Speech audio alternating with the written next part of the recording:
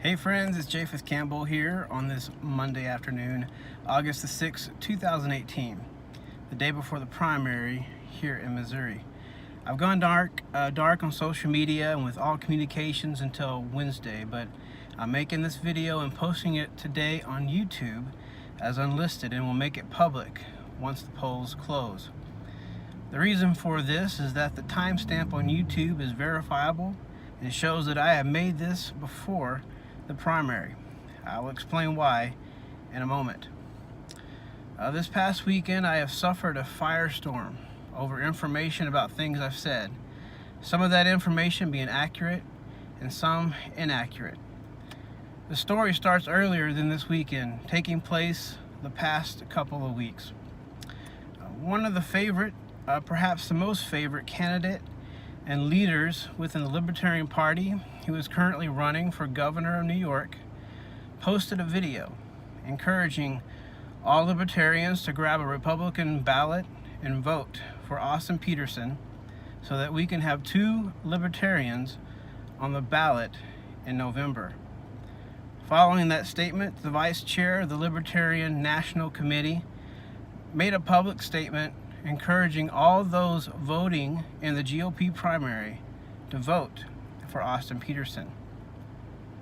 Now, for the most part, those declarations were met with support from across the nation.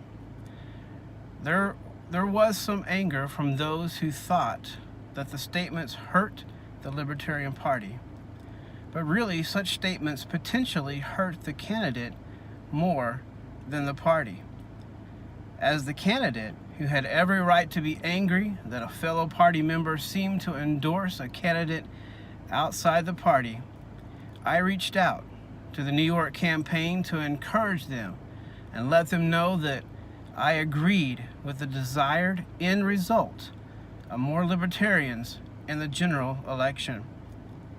With all of that in mind, Austin contacted me on Thursday, asking me to also encourage libertarians to vote for him in the primary.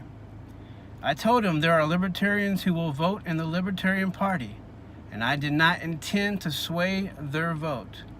But there are libertarians who intend to vote GOP in the primary, and I would also encourage those to select him on their ballot in order to eliminate a statist who is not a friend of the libertarian movement. On Friday, I received a quote to approve for a press release scheduled for Monday. Well, at least that was my understanding. The quote basically echoed my sentiment, and I approved. Then I received a ping on my phone while my campaign manager and I drove to Kansas City that evening, showing that the press release went out. I assumed it was the quote and did not read what was posted on social media until the next day. It was perhaps miscommunication, and probably someone could infer that one who supports a candidate is also voting for that candidate. Thus, the press release and the statement on social media said that I would be voting for Austin on Tuesday. That is inaccurate. I will be requesting the Libertarian Party ballot tomorrow and voting for myself. This is the first time that my name appears on a ballot, and it is a historic moment for my life. I'm going to take joy and pride in filling in the circle by my name. That brings us to the big question. Why not immediately set the record straight and clear my name? As a member of the state party committee told me on Saturday, there are those who want to crucify you. Why bear the anger which could damage my future of having a political career if not quickly diffused? The answer lies in a promise that I made to Austin a year ago that I would not attack his campaign. We agreed to keep things positive so that we could focus on defeating the bad players.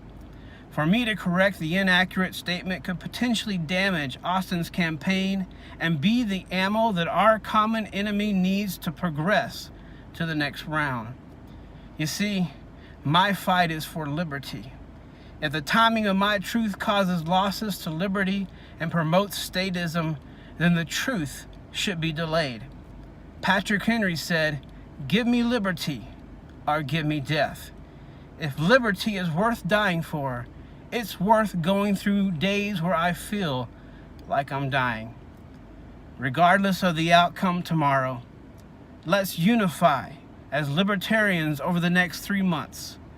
You can love the LP, you can hate the LP, but we must join together as lovers of liberty and fight for the best results this November that has ever been seen for the libertarian movement. Thank you, and God bless. Let's take back the power in November.